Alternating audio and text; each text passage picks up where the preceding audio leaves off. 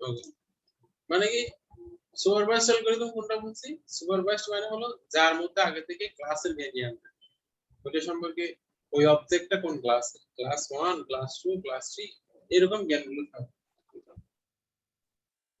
এটাকে আমরা সুপারভাইজড বলছি। আর আনসুপারভাইজড মানে হচ্ছে এর মধ্যে কোনো জ্ঞান নেই, আর ক্লাসের আগে থেকে কোনো জ্ঞান থাকবে না। যেমন আমি যদি বলি তোমাদের সুপারভাইজার মানে কি, আসলে সে সবকিছু জানে, সবকিছু হ্যান্ডেল করতে পারে, তোমার কোর্স সম্পর্কে, তোমার রেজিস্ট্রেশন, এভরিথিং সম্পর্কে ইউনিভার্সিটি সে জানে, আগে থেকে তার জ্ঞানগুলো রয়েছে, এজন্য তাকে সুপারভাইজার বলা হচ্ছে। সুপারভাইজার মানে হচ্ছে কি তার মধ্যে আগে থেকে জ্ঞানটা আছে। তো এখানে সুপারভাইজ ক্লাসিফিকেশন হচ্ছে কি আমার এখানে অনেকগুলো অবজেক্ট দেখা যাচ্ছে, কিছু স্কয়ার দেখা যাচ্ছে, তারপর ট্রায়াঙ্গেল দেখা যাচ্ছে, সার্কেল দেখা যাচ্ছে, এক একটার এক এক রকম কালার। এই তিনটা এখানে চারটা কালার আছে, মানে চারটা 4 ক্যাটাগরি 4 ক্লাসের অবজেক্ট এখানে রয়েছে। তো এটাকে আমরা বলছি সুপারভাইজ। আর আনসুপারভাইজড মানে হলো এটা জাস্ট অবজেক্ট, এগুলো কোনো ক্লাসিফিকেশন নাই, কোন অবজেক্টটা কোন ক্লাসের এটার কোনো বর্ণনা, কোনো নলেজ এর মধ্যে থাকবে না। বুঝা গেছে সুপারভাইজ আনসুপারভাইজ কি? জি স্যার। তারপর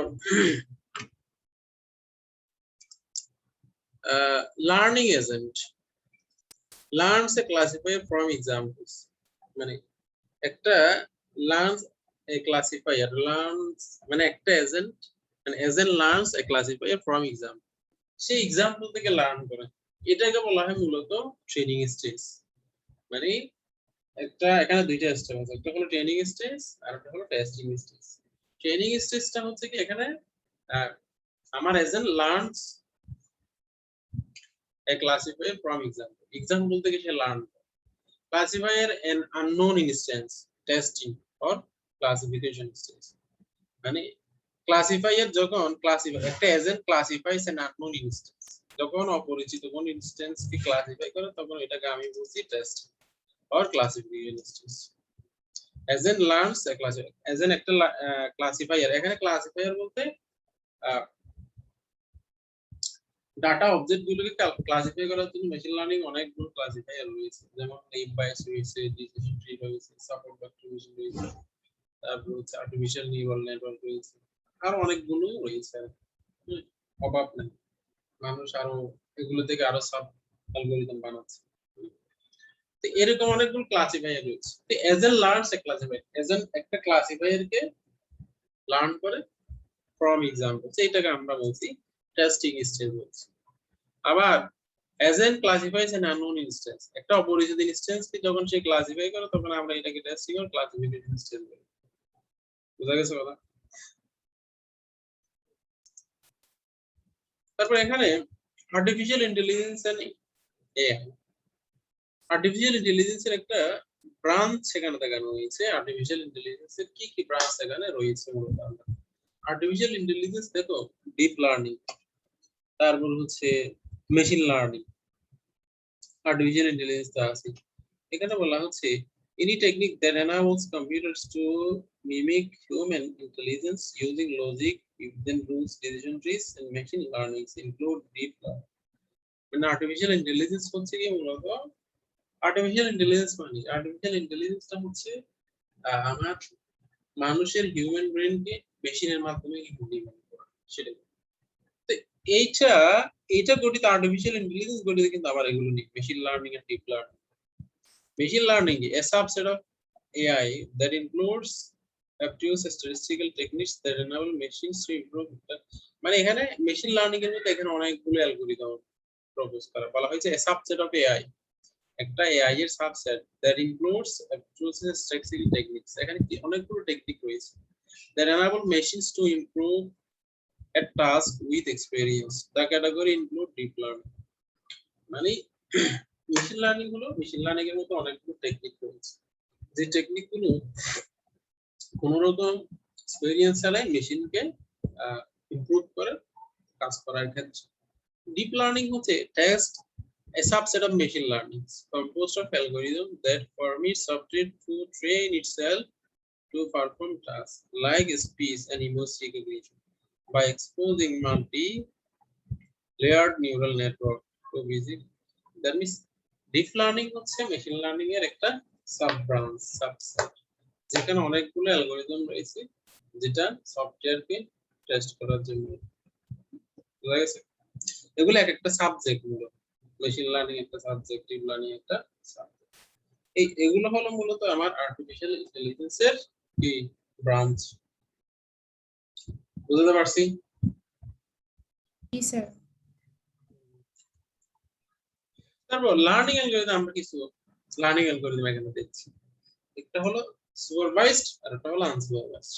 আমরা সুপারভাইজড মানে কি বলেছি, আনসুপারভাইজড মানে কি বলেছি? মনে আছে?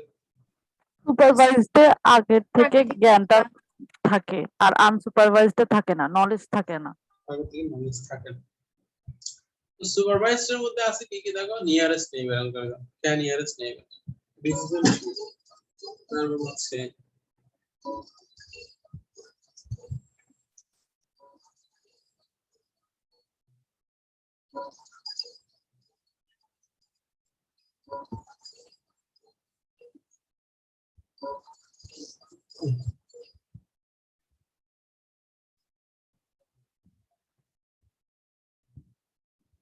কি বললাম এখানে, আমার nearest neighbour, K nearest neighbour, decision tree, neural network, সাবঅবজেক্টিভ মেশিন, বাইসেল ট্রি, এগুলো নিয়ে আমরা একটু একটু বলবো আর কি।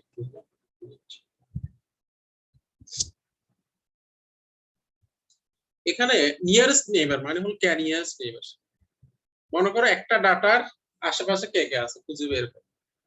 এই অ্যালগরিদমটার কাজ হচ্ছে বলতে, আমি যদি একেবারে এক লাইনে যদি বলি, সেটা হচ্ছে আমি একজন ডাটা, আমি চাই কি আমার নিয়ারেস্ট কে কে খুঁজে বের করবো। তাই আমি বললাম কততম নিয়ারেস্ট, এখানে কে ভ্যালু যত হবে অতটা নিয়ারেস্ট।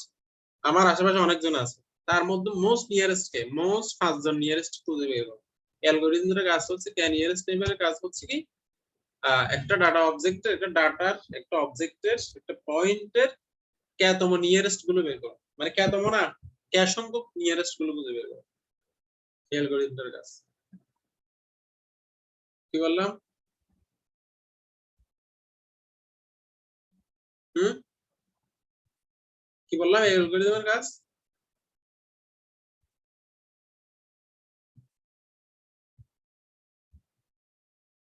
কথা না বললে কেমন হবে? নিয়ারেস্ট নেইবরকে খুঁজে বের করা।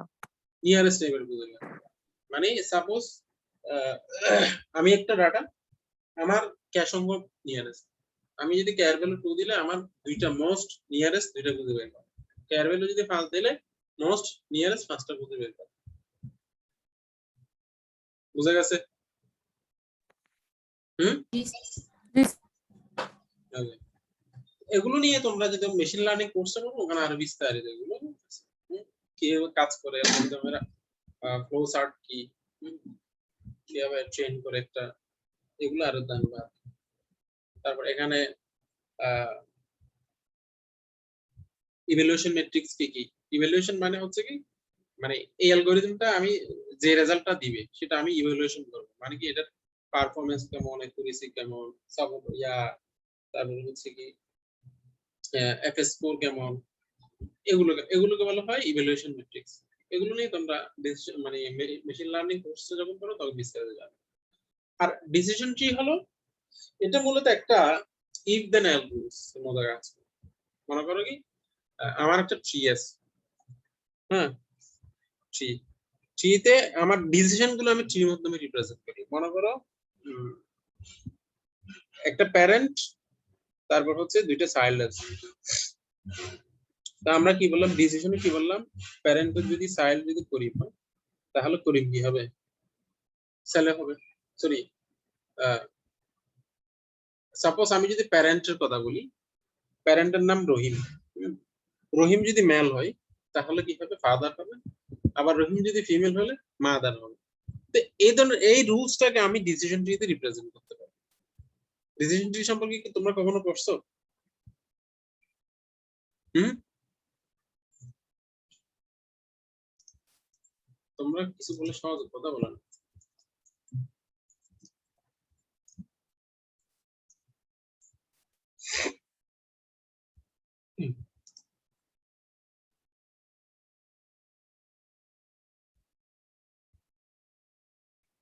এই তোমরা কি আসো? জি স্যার। ওকে, মানে এখানে কি ডিসিশনটাকে দেখো, এই ফিগারটা দেখো, এই ফিগারটাতে আমি যদি বলি ডিসিশনটাকে এখানে একটা ট্রি আকারে রিপ্রেজেন্ট করা হয়েছে। কিরকম? আউটলুক যদি সানি হয় তাহলে সানি এন্ড হিউমিডিটি,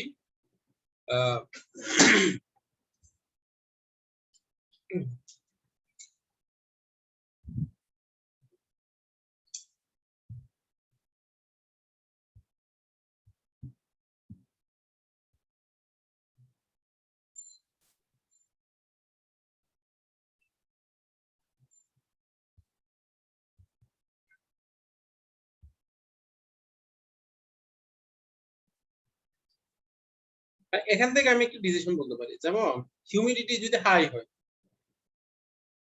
হিউমিডিটি যদি হাই হয়, হাই হাই হলে এনভায়রনমেন্ট কি হবে? মানে আমি জাস্ট একটা ডিসিশন বললাম, হিউমিডিটি যদি হাই হলে সানি কিন্তু মানে সূর্য কিন্তু কম হবে। মানে এনভায়রনমেন্ট কি সানি হবে তখন হিউমিডিটি বেশি হলে? জি জি স্যার। জি স্যার, মানে কি? স্যার হিউমিডিটি সানি হবে। সানি হবে না, হিউমিডিটি বেশি হবে। উল্টা বললে তো হবে না। সানি মানে কি? মানে সূর্য থাকবে না। সূর্যের তাপের বেশি। হ্যাঁ, যদি হিউমিডিটি হাই হয় তাহলে কি সানি হবে? এনভায়রনমেন্ট কি সূর্য থাকবে? নো, থাকবে না। আউটলুক মানে এখানে পর্যবেক্ষণ। আবার হিউমিডিটি যদি নরমাল থাকে তাহলে কি এনভায়রনমেন্ট কি হতে পারে? সানি হতে পারে। আবার দেখো যদি মানে রেন কখন হবে? উইন্ড মানে বাতাস আছে অনেক স্ট্রং, সাধারণত স্ট্রং বাতাসে কিন্তু বৃষ্টি হয় না। তারপর উইন্ড যখন উইক হয় তখন কিন্তু বৃষ্টি হয়। মানে যখন বাতাস বৃষ্টির সময় দেখছো কখনো প্রচন্ড রকম অত বেশি বাতাস হয় না আর কি সাধারণ, কিন্তু যখন ঘূর্ণিঝড় সাইক্লোন হয় মানে সাধারণ এখানে একটা মানে এটা এখানে একটা ডিসিশন রিপ্রেজেন্ট করা হয়েছে। সেটা কি এখানে বলতে চাওয়া হচ্ছে, যখন বাতাস যখন স্ট্রং থাকে তখন অ্যাকচুয়ালি রেইন থাকে না, আবার বাতাস যখন উইক থাকে তখন কি রেইন থাকে। বুঝা গেছে কথা এখানে? হুম, জি স্যার। বুঝা গেছে না? এই বিষয়টা আমরা আমাদের কোয়েশ্চেনের মধ্যে একটা এক্সাম। তার মানে আমরা এখানে কি বললাম, যদি হিউমিডিটি বেশি হয় তাহলে আমার এনভায়রনমেন্ট সানি হবে না, হিউমিডিটি যদি নরমাল থাকে আমার এনভায়রনমেন্ট সানি হবে। ঠিক একইভাবে এখানে বলা হয়েছে কি, আমাদের উইন্ড মানে বাতাস যদি স্ট্রং হয় তখন কিন্তু রেইন হবে না। মানে এটা একটা ডিসিশন, হ্যাঁ, এটা কিন্তু একেবারে বাস্তব বললে হবে না, কিন্তু বৃষ্টির সময়ও কিন্তু বাতাস হয়, ওইটা একটা কেস। এখানে আরেকটা কেস এখানে বলা হয়েছে, যদি বাতাস যদি উইক হয়, ইয়েস হয়, মানে রেইন হবে। বাতাস যদি উইক থাকে তখন কিন্তু আমার কি হবে? রেইন। এটা কিন্তু আমাদের এখানে একটা এক্সাম্পল আছে। মানে ডিসিশন ট্রি মূলত এইভাবে কাজ করে। ডিসিশন ট্রির মধ্যে কোন একটা ডিসিশনকে তার কিসের মধ্যে, এই রুট চাইল্ড এভাবে মানে রিপ্রেজেন্ট করা যায় আমার ডিসিশন গুলো। আমরা যদি সেটা দেখি এখানে, তারপর হলো নিউরাল নেটওয়ার্ক। নিউরাল নেটওয়ার্কের মধ্যে হচ্ছে মূলত তিনটা স্টেট থাকে। একটা হলো ইনপুট স্টেট, তারপর হচ্ছে একটা হিড লেয়ার, তিনটা লেয়ার থাকে mainly input layer, hidden layer, output layer. ঠিক আছে, মাঝখানে কিন্তু আমার হিডেন লেয়ার অনেকগুলো থাকে, এগুলো আমরা আস্তে আস্তে পড়বো আর কি। সাপোর্ট ভেক্টর মেশিন কি? সাপোর্ট ভেক্টর মেশিন হচ্ছে অ্যাকচুয়ালি এটা এসভিএম, মানে হলো কি আমার অনেকগুলো অবজেক্ট আছে, মানে একটা প্লেন দিয়ে, প্লেন মানে কি এই তোমরা এগুলি কখন শুনো নাই নাকি? চুপচাপ থাকো।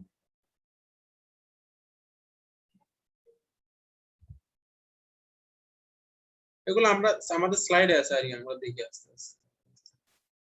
এখানে আছে যেমন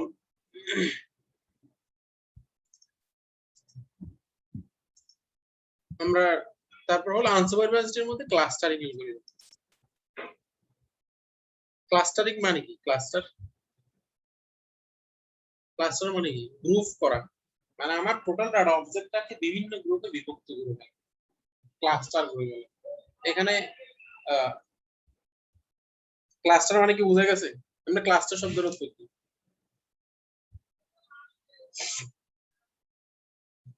কথা কি শুনছো নাকি বিরক্ত হয়ে চুপচাপ আছো? গ্রুপ করা। গ্রুপ করা। যেমন আমরা যদি ডিসিশন ট্রি দেখি, ডিসিশন ট্রি বলা হয়েছে easy to understand, can be express as if then else. আমরা ডিসিশন মানে হলো ইফ দেন এলস। আমরা যতগুলো প্রোগ্রামিং ল্যাঙ্গুয়েজ দেখেছি সব জায়গায় ডিসিশন মানে হচ্ছে কি if then else. Build a classification tree from examples. Top down methodology, divide and conquer. Top down methodology মানে কি উপর থেকে নিচের দিকে, divide and conquer মানে কি ডিভাইড এন্ড conquer। এই টেকনোলজি মানে এই আর্কিটেকচারটা হচ্ছে অ্যাকচুয়ালি তোমার টোটাল প্রবলেমটাকে বিভিন্ন ভাবে ডিভাইড করা আর প্রত্যেকটা ডিভিশন থেকে একটা রেজাল্ট নিয়ে আসা, ফাইনালি টোটাল রেজাল্টটাকে মার্চ করা, এটাকে বলা হয় divide and conquer. Divide and conquer সম্পর্কে কোথায় তোমরা অ্যালগরিদম কোর্সে পড়ার কথা ছিল, মনে আছে কিনা জানি না। ডিভাইড এন্ড কনকার জি কি স্যার বললাম? করছি। ডিভাইড এন্ড কনকার হচ্ছে, ডিভাইড এন্ড কনকার কি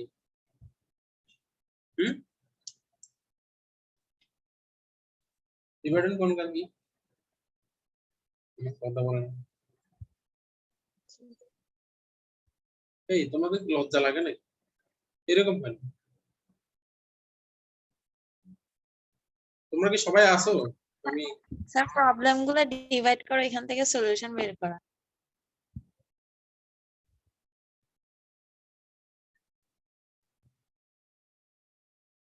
ওকে ওকে। তারপর হলো use the digit to classify unknown samples, মানে আননোন স্যাম্পলকে ক্লাসিফাই করার জন্য এটা দেওয়া হয়। যেমন এটা एग्जांपल আমরা একটা দেখি, এটা হলো unknown sample. Classify this objects, এই অবজেক্টগুলোকে কি করা? ক্লাসিফাই করা। যেমন এখানে কতগুলো অবজেক্ট আছে, এখানে একটা আছে কি রেড কালারের আছে, ব্লু কালারের আছে, রাইট? তারপর হচ্ছে স্কয়ার আছে, ট্রায়াঙ্গেল আছে, সার্কেল আছে। কালারের দিক থেকে কয়টা আছে? কয় কালার এখানে আছে? 2 কালারের। 2 কালার। একটা হচ্ছে কি এটা কি রেড, এটা কি এক্সাক্ট রেড? রেড আমি ধরলাম এটা রেডের মতো দেখা যাচ্ছে, এজন্য এটা রেড বলছি, এটাকে আমি ব্লু বলছি, যদি একেবারে এক্সাক্ট রেড না আবার এক্সাক্ট ব্লু না এরা। তারপর তারপর হচ্ছে আমি যদি শেপ যদি বলি, শেপ হচ্ছে কি আকৃতি, এখানে হচ্ছে স্কয়ার রয়েছে, এখানে হলো ট্রায়াঙ্গেল রয়েছে, এখানে হলো সার্কেল রয়েছে। এখানে বলা হচ্ছে objects are represented by colour, texture and shape. তারপর হচ্ছে কি class information is given. Okay, এরপর আমরা আসি, যেমন এটাকে যদি আমি ক্লাসিফাই করি কালারের দিক থেকে, রেড বললাম একটা ব্লু বললাম, আমি দুই কালার অনুসারে এগুলোকে কি করে ফেললাম? ডিভাইড করে ফেললাম। ক্লিয়ার? রেড গুলোকে একদিকে নিয়ে এসেছি আর হলো ব্লু গুলোকে আরেকদিকে নিয়ে এসেছি আমরা। তারপর আবার এগুলোকে আমি যদি আবার ডিভাইড করব কি হবে? টেক্সচার অনুসারে। টেক্সচার মানে কি আকৃতি অনুসারে। এখানে হচ্ছে কি আমার এখানে হচ্ছে কয় রকমের আছে, স্কয়ার আছে, ট্রায়াঙ্গেল আছে, রাইট? মানে কি কয়টা আকৃতি এখানে, মনে করো এটা হলো কি ট্রায়াঙ্গেল, মানে 3 এজেস। 3 এজেস এর কয়টা? এগুলো। 4 এজেস এর কয়টা? এগুলো। আবার ব্লু গুলোকে আমি ক্লাসিফাই করি টেক্সচার অনুসারে। এখানে কি আছে? স্কয়ার রয়েছে, শেপ, তারপর হচ্ছে এখানে সার্কুলার রয়েছে। এরপর আমি টোটাল জিনিসটাকে এভাবে রিপ্রেজেন্ট করতে পারি। আমার টোটাল অবজেক্টটা কালার অনুসারে রেড, ব্লু, আবার এই রেডটাকে টেক্সচার অনুসারে 3 এজেস, 4 এজেস, আবার এটাকে শেপ অনুসারে স্কয়ার, সার্কুলার। তারপর এটাকে আমি বলছি রেড ট্রায়াঙ্গেল, আমি এটা নাম বলতে পারি। এটাকে রেড স্কয়ার বলতে পারি, এটাকে ব্লু স্কয়ার বলতে পারি, এটা ব্লু সার্কেল। এখান থেকে আমি একটা রুল জেনারেট করতে পারি। রুলটা হচ্ছে কি if color সমান red and texture সমান 3 edges then red triangle। এই কথাটাকে আমি বলতে পারি? হ্যাঁ, জি স্যার। মানে কালার সমান red এবং টেক্সচার সমান 3 edges then এটাকে আমি বলতে পারি red triangle। আবার if color সমান red, texture সমান 4 edges then we can say that it is red square। বলতে পারি? জি স্যার। দ্যাট মিন্স আমাদের দুইটা রুলস হয়ে গেল। আবার এদিকে আসো, if color সমান ব্লু and shape সমান স্কয়ার then blue square।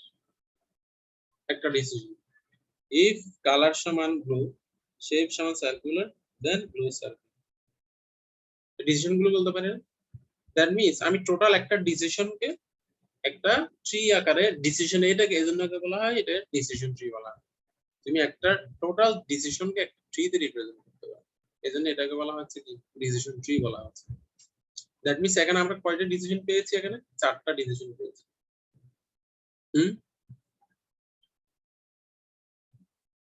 বুঝা গেছে? জি স্যার। ওকে, কিরকম? যেমন এই রুলস গুলো এখানে বলা আছে, if color সমান red and texture সমান 3 edges, then outcome সমান red triangle. Another if color সমান red and texture সমান 4 edges, then outcome সমান red square. If color সমান blue and shape সমান, মানে ওই যে আমরা এখানে 4টা রুলস এখানে দেখেছি, ওই 4টা রুলস এখানে লেখা আছে। এই 4টা রুলস কে আমি মূলত এই ট্রিতে রিপ্রেজেন্ট করে ফেলতে পারি। এজন্য যেহেতু একটা ডিসিশনকে ট্রিতে রিপ্রেজেন্ট করা যাচ্ছে, এজন্য আমরা এটাকে বলছি কি ডিসিশন ট্রি বলছি। স্যার এটাই তো ডিভাইড এন্ড কনকিউর না? হ্যাঁ, এটা একটা ডিভাইড এন্ড কনকার বলা।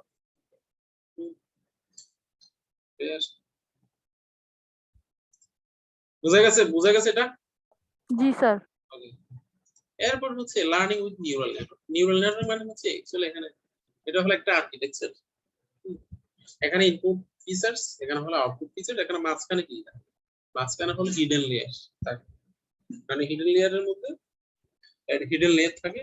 এটা আমরা যদি দেখি, artificial neural network. What is artificial neural network? Artificial neural network is a piece of computing system designed to simulate the way the human brain analyzes and processes information. It is the foundation of artificial intelligence and solves problems that would prove impossible or difficult by human or statistical standards. এখানে বলা হয়েছে এটা হলো a piece of computing system designed to simulate the way human brain analyzes and process information. এটা হলো actually একটা computer, একটা piece of computer system যেটা ডিজাইন করা হয়েছে মানুষের হিউম্যান ব্রেন যেটা অ্যানালাইসিস করে, ইনফরমেশন প্রসেস করে, সেটাকে করার জন্য, সিমুলেট করার জন্য। বুঝতে পারছি? হ্যাঁ স্যার আরেকবার বলেন। মানে আর্টিফিশিয়াল নিউরাল নেটওয়ার্ক হচ্ছে একটা কম্পিউটার সিস্টেম এর অংশ যেটা ডিজাইন করা হয়েছে মানুষের ব্রেন যেটা চিন্তা করতে পারে, ইনফরমেশন প্রসেস করতে পারে, এই জিনিসটাকে সিমুলেট করার জন্য এই আর্টিফিশিয়াল নিউরাল নেটওয়ার্কটা ডিজাইন করা হয়েছে, তৈরি করা হয়েছে। বলা হচ্ছে is the piece of computing system design তৈরি করা হয়েছে টু সিমুলেট দ্য ওয়ে, মানে উপায় the human brain analyses and information and process information. Human ব্রেনের এই যে অ্যানালাইজেস এন্ড প্রসেস ইনফরমেশন, এটাকে মূলত সিমুলেট করার জন্য একটা কম্পিউটিং সিস্টেম ডিজাইন করা হয়েছে। এটাকে আমরা বলছি আর্টিফিশিয়াল নিউরাল নেটওয়ার্ক। হ্যাঁ, ক্লিয়ার কথা?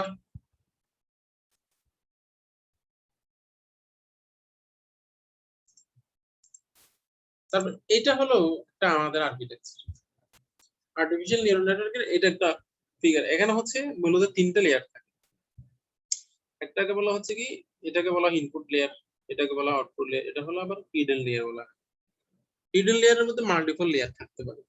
এখানে যদি নেটওয়ার্ক ইনপুটস, এখানে ইনপুট যদি এদিক থেকে হয়, তারপর আউটপুট যদি এদিকে পাওয়া যায়, জন্য এটাকে বলা ফিড ফরওয়ার্ড আর্টিফিশিয়াল ইন্টেলিজেন্স। যদি নেটওয়ার্কটা যদি এরকম হয়, ইনপুট এদিকে আসলো, আউটপুট এখানে পাওয়া গেল, আবার এটাকে কি করা হলো, এখানে ফিডব্যাক করা হলো, ব্যাক প্রপাগেশন বলা হলো, এটাকে বলা হয় ব্যাক প্রপাগেশন। বুঝা গেছে কথা?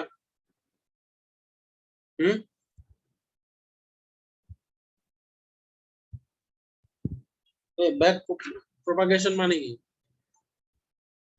প্রপাগেশন এমনি প্রপাগেশন শব্দের অর্থ কি?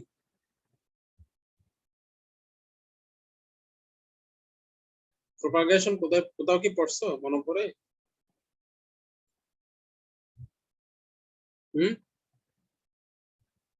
প্রপাগেশন মানে কি? স্যার ফিজিক্সে হ্যাঁ, মানে কি, অর্থটা কি? What is propagation? এক্সটেনশন করা, প্রসারণ, অগ্রসর হওয়া। এটা যে কথা বলছো, মানে প্রপাগেশন জীবনও শুনলাম। প্রপাগেশন মানে হচ্ছে সাপোজ তুমি ইউনিভার্সিটিতে টাকা দিয়েছো, ব্যাংকে টাকা দিয়েছো, বাট ইউনিভার্সিটির অ্যাকাউন্টে কোনো টাকা জমা হয়নি। এই যে তোমার ব্যাংক থেকে ইউনিভার্সিটি অ্যাকাউন্টে টাকা জমা হতে যে সময়টা লাগে এটাকে বলা হয় প্রপাগেশন। কথা কি বুঝতে পারছো? হুম, মানে ইনপুট দেওয়ার পর আউটপুট পেতে যে সময়টা লাগে এটাকে বলা হয় প্রপাগেশন।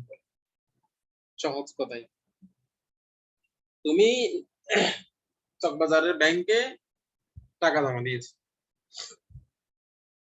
তারপর কিন্তু ওখানে তুমি এডমিট কার্ডের জন্য অফিসে যোগাযোগ করছো, এরা বলতেছে কি আমাদের অ্যাকাউন্টে কোনো টাকা আসেনি। তার মানে কি একদিকে টাকা দিয়েছে ওদিকে অ্যাকাউন্টে যায়নি।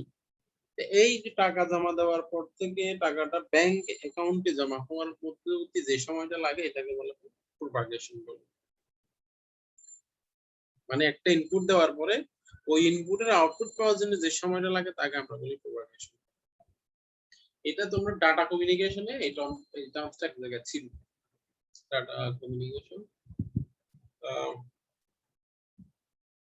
ডাটা কমিউনিকেশনে ছিল ডিজিটাল লজিক ডিজাইন হচ্ছে, ডিজিটাল ভিএলএসআই ডিজাইনের মধ্যে প্রপাগেশন একটা জিনিস ছিল।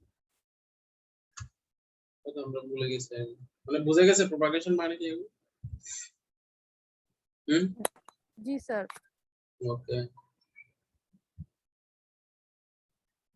হ্যাঁ,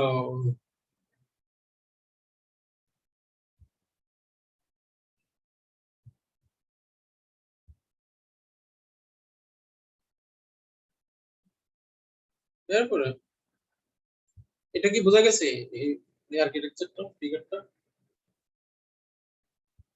হুম, বোঝা গেছে? কেউ একজন বলো, এটা একটু বোঝা আমাকে।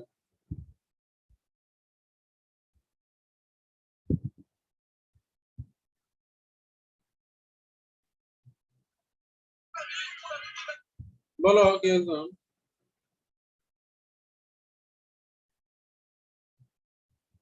না বললে কেমন হবে?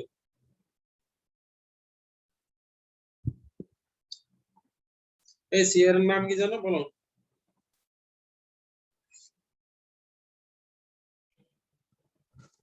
Hello sir.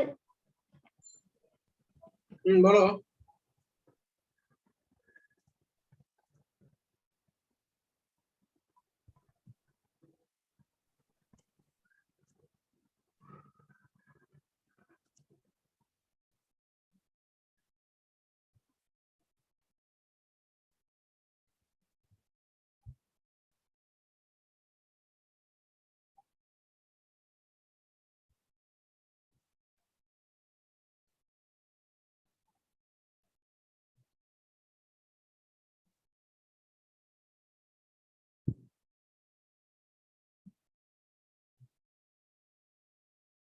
বলো কেউ একজন বলো।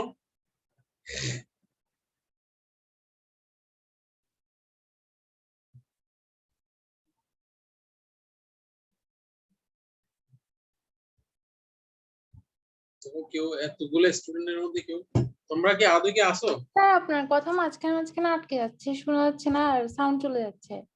স্যার এখনো ছোট হয়ে গেছে আওয়াজ। কেন আওয়াজ শুরু হবে কেন? আমি তো কথা বলছি ব্রডব্যান্ড লাইন থেকে।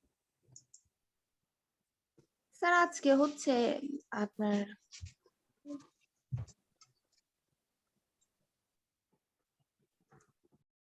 আমি বলতে চাচ্ছি এখানে এটা দ্বারা কেউ কিছু বুঝছো কিনা?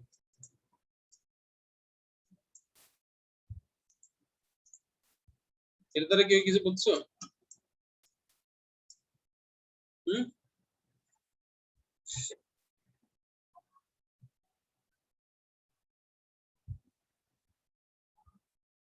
স্যার ইনপুট লেয়ার থেকে আউটপুট লেয়ারের দিকে যাবে, এটা হচ্ছে যে ফিড ফরওয়ার্ড। আর যদি আউটপুট লেয়ারের থেকে হচ্ছে হিডেন লেয়ারের থ্রু ইনপুট লেয়ারের দিকে যায় এটাকে বলা হয় ব্যাক প্রপাগেশন। ওকে। এরপর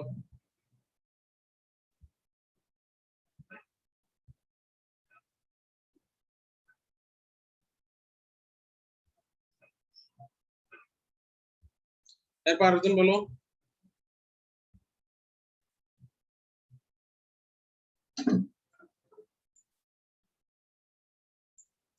এই ইয়া বলো, তানজিনা হাকিম আছো? স্যার আসসালামু আলাইকুম। বলো কি বললাম আমরা এখানে? এখানে তিনটা লেয়ার থাকে, একটা হচ্ছে input layer, hidden layer, output layer. Hidden লেয়ারের মধ্যে আবার অনেকগুলো লেয়ার থাকতে পারে। তারপর হচ্ছে যদি ইনপুট লেয়ার থেকে আউটপুট লেয়ারে যায় তাহলে ওটা হচ্ছে ফিড ফরওয়ার্ড, আর আউটপুট লেয়ার থেকে যদি হিডেন লেয়ারের মাধ্যমে ইনপুট লেয়ার আসে তাহলে এটা হচ্ছে ব্যাক প্রপাগেশন। হুম।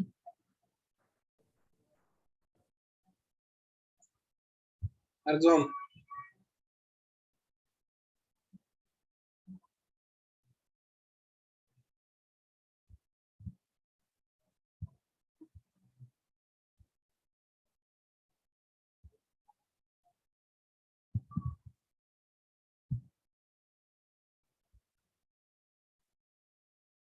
আরেকজন বলো।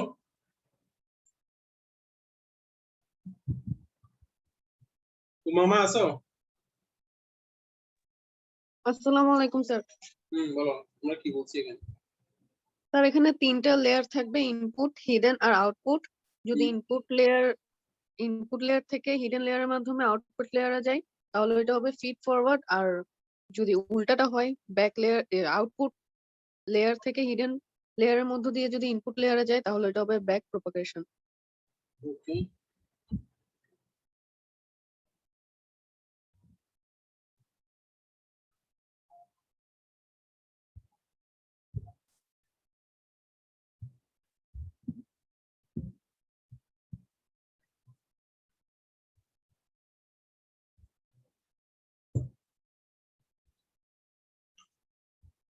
এরপরে এটা আর কি input, hidden layer, output layer. তারপর এখানে আবার হিডেন লেয়ার দেখো, hidden layer 1, hidden layer 2, hidden layer 3। এটা হবে আমার ইনপুট লেয়ার, এটা আউটপুট লেয়ার। কিন্তু এখানে হিডেন লেয়ার কয়টা আছে? তিনটা। এই হিডেন লেয়ার মাল্টিপল থাকতে পারে। তারপর এখানে ওইরকম input layer, hidden layer, output layer. তারপর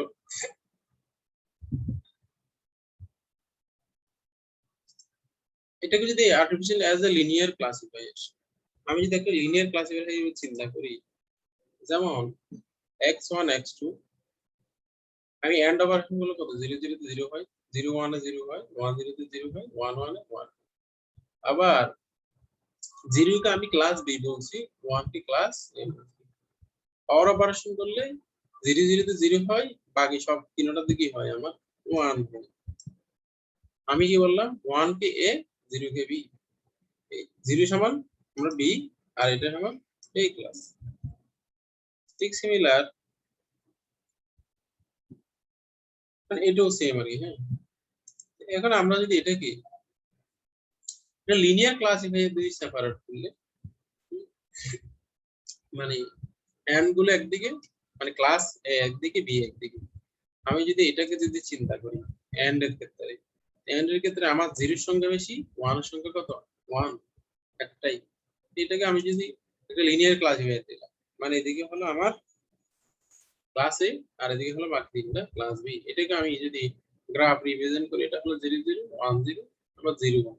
এটা হলো আমার একটা লিনিয়ার ক্লাসিফায়ার, আর এদিকে হলো আমার 1। বুঝা গেছে?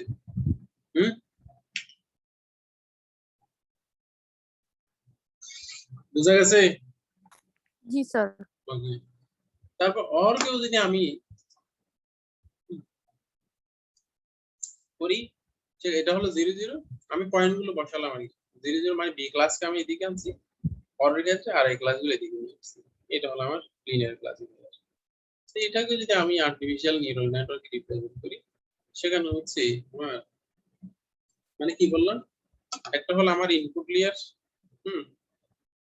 আমি জাস্ট এটাকে রিপ্রেজেন্ট করছি এটা। তারপর ইনপুট হিসেবে কি আছে 1 1,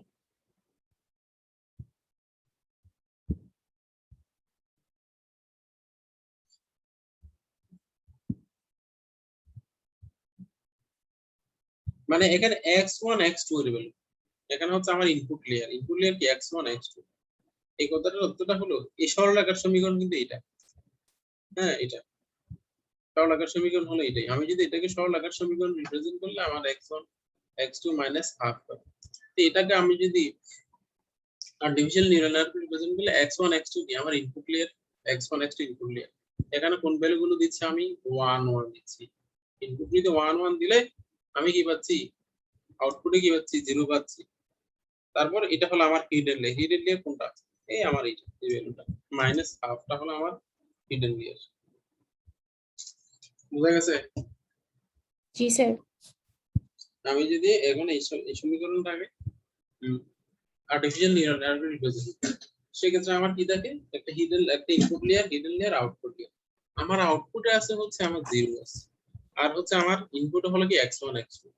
আমি এখানে ইনপুট দিচ্ছি কি, ইনপুট দিয়েছি 1 দিয়েছি, 1 1 এ দিচ্ছি, x এর ভ্যালু 1, y এর ভ্যালু 1 দিয়েছি, মানে এটা সমান 1 দিয়েছি, এটা সমান 1 দিয়েছি। ফাইনালি আমি এখানে 0 পেয়েছি। আমার কিন্তু এখানে কনস্ট্যান্ট হলো মাইনাস হাফ, এটা হলো আমার হিডেন লেয়ার। বুঝা গেছে কথা? জি স্যার। স্যার কনস্ট্যান্টের ভ্যালু কি অলওয়েজ মাইনাস না না, এটা মাইনাস হাফ না, এটা তো আমি সরলরেখার সমীকরণ হিসেবে পাইছি। সরলরেখার সমীকরণ ছিল না, সরলরেখার সমীকরণ কি মনে আছে? এই সরলরেখার সমীকরণ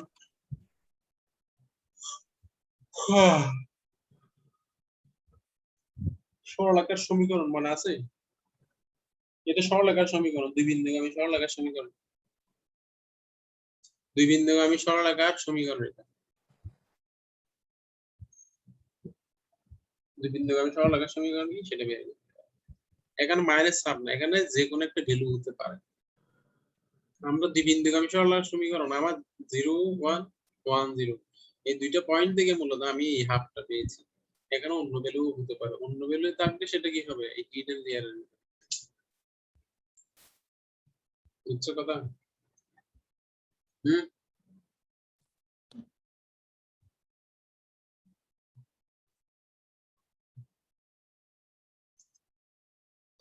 এরপর হচ্ছে যেমন এখানে আরেকটা এক্সাম্পল দেখানো হয়েছে, ঠিক একইভাবে এখানে দুই বিন্দুগামী সরলরেখার সমীকরণ x1 x2 -3/2। এখানে ইনপুট লেয়ার এটা, হিডেন লেয়ার এটা, আউটপুট কত 0। এই সেম এক্সাম্পল এখানে দেওয়া হয়েছে। মানে কি পারসেপ্ট্রন অর নিউরন, এখানে হচ্ছে এগুলোকে বলা হয় নিউরন। কোনগুলো নিউরন? এই যে কিছু দাগ দেখা যাচ্ছে, এগুলো মূলত নিউরন বলা হয়। মানে কি আমাদের মস্তিষ্ক ইনপুট নেয়, এটা প্রসেস করে দেন আউটপুট পায়, এটা হলো আমার আউটপুট, এটা ইনপুট, এগুলো হলো নিউরন, যেগুলোর মাধ্যমে আমি ইনপুট গুলো মস্তিষ্কে আসে। সেটা বলা হচ্ছে কি perceptron or neuron realises at function, এটা হচ্ছে কি রিয়েলাইজেস অল ফাংশন। এতটুকু আর পারসেপ্ট্রন কি, এটা একটু নিজেরা পড়ে নিব। এগুলো একটু পড়বো আর কিছু এখানে লাগবে।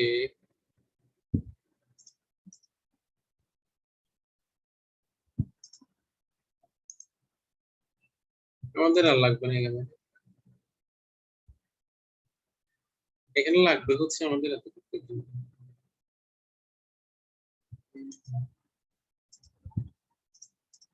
এগুলো লাগবে না, লাগবে না,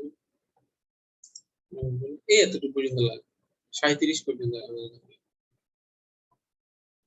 আমি ডিলিট করে দিই।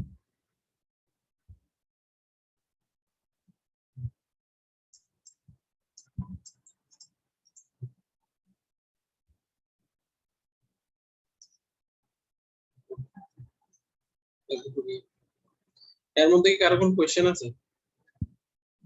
এখানে আমাদের আরো কিছু জিনিস এখানে বাকি আছে, এগুলো একটু নিজেরা, যেমন আমরা সাপোর্ট ভেক্টর মেশিন এসভিএম হচ্ছে কি একটা সাপোর্ট ভেক্টর মেশিন, এসভিএম ইমেজ, এটা তো খুব চমৎকার একটা। এই যে এটা কি করে,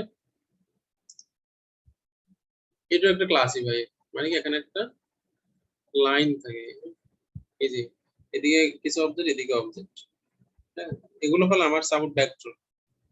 এইটাকে আমি এই লাইন দ্বারা কি করলাম, এই দুইটা অবজেক্টকে সেপারেট করলাম। যেমন এটা দেখো, এটা দেখো ম্যাক্সিমাম একটা hyperplane, maximum margin positive hyperplane, negative hyperplane. এখানে হচ্ছে কি এটা এগুলোকে আমরা সাপোর্ট ভেক্টর গুলোকে বলছি, অবজেক্ট গুলোকে বলছি। এই হাইপার প্লেন কি করে অবজেক্ট গুলোকে আমাকে ক্লাসিফাই করে, এটা মূলত সাপোর্ট ভেক্টর মেশিনের মেইন কথা। এসভিএম মানে হলো একটা হাইপারপ্লেন অবজেক্ট গুলোকে ক্লাসিফাই করা, ওগুলোকে আমরা সাবঅবজেক্ট বলি। এরপরে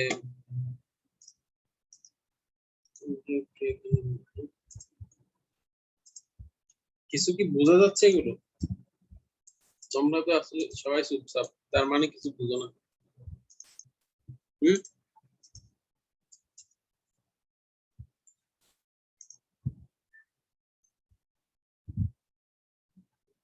ওকে, এই স্লাইডের উপর কারো কোনো কোশ্চেন আছে কিনা?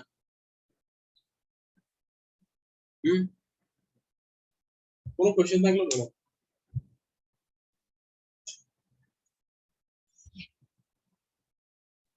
তোমরা কি আসো?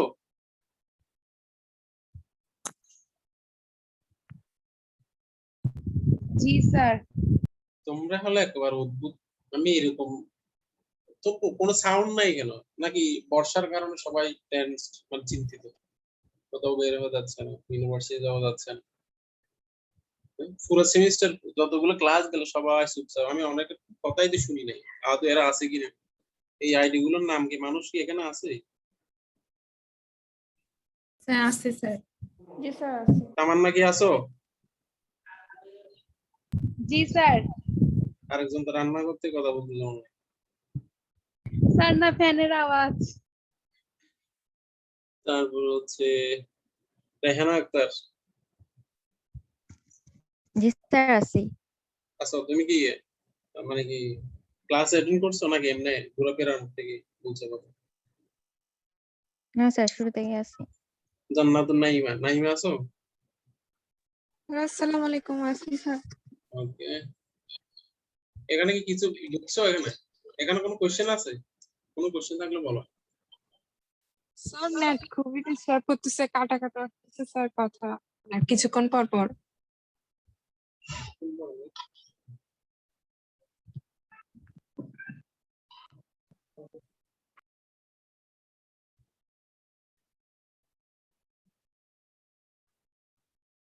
তাহলে তো সমস্যা।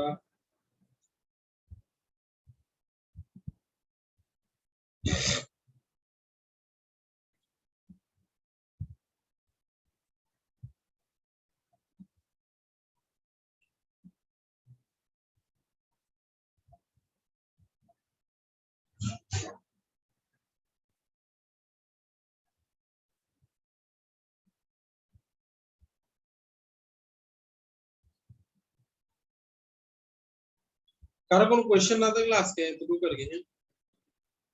স্যার আমাদের স্যার প্রিভিয়াস ক্লাসের রেকর্ডিং গুলো দেওয়া হয়নি।